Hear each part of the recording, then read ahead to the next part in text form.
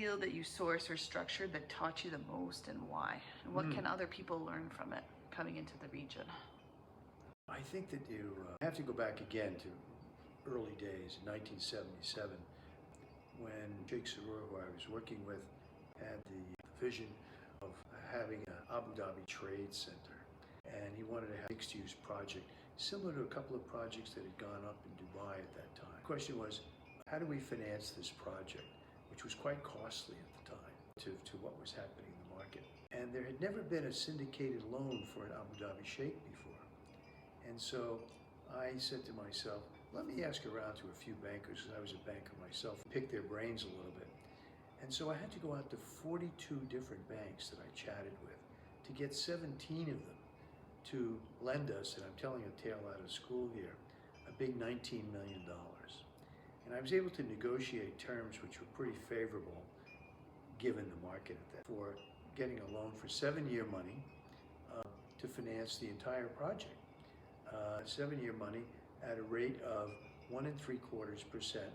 And so at that time, the ruling family in Doha was borrowing money at 2.5% over, as was the Al Ghanem family, very wealthy merchant family in Kuwait, borrowing at the same rate, 250 basis points, for a period of 5 years. So here I was getting 7-year money at 75 basis points cheaper than what they were doing. So that was pretty good. But out of the 42 banks, it took me 17 banks to raise that kind of money. And everything went swimmingly. Very good architect and project management team. Very small, very compact, which is what I've believed in ever since. Don't have these massive groups of consultants and advisors and everybody else. Keep the team small. And so we were able to build what turned out to be, turned out to be the ADMA OPCO complex. That was actually the first Abu Dhabi Trade Center, taking all 3 buildings. And in those 3 buildings, I had a cinema built, I had restaurants, I had Josh and Miles ready to move in, but ADMA took it all over to use as their headquarters, consolidating 5 or 6 of their buildings in Abu Dhabi. And we completed it in record time.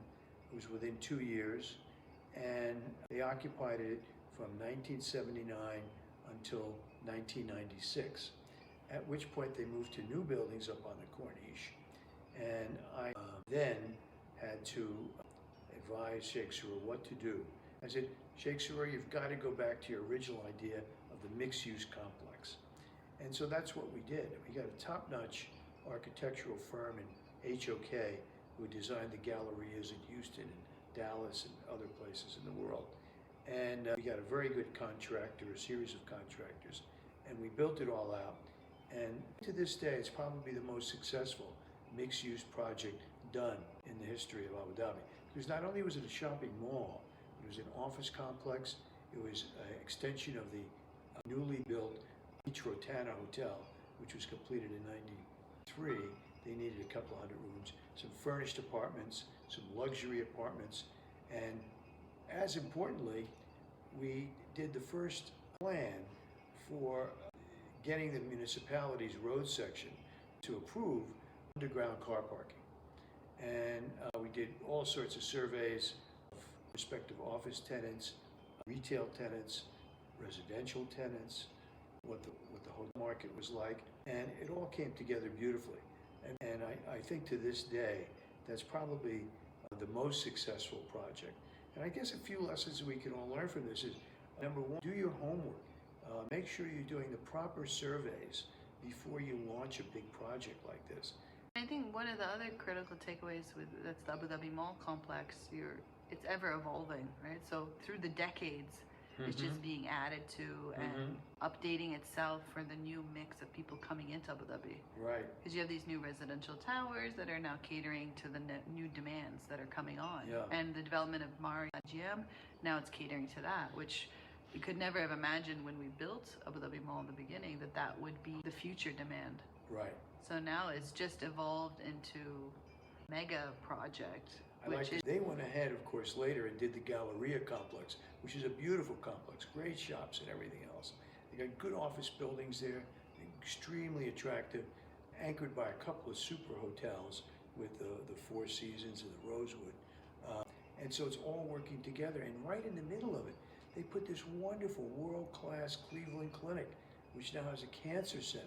So we're getting some longer-term guests staying there while patients undergo a variety of treatments. And of course, the next door, Ream Island, is building out very, very nicely. And I think with Canal Residence being so close to Maria Island, as well as the Abu Dhabi Mall complex, which we still call, and is still registered with the municipality as the Abu Dhabi Trade Center,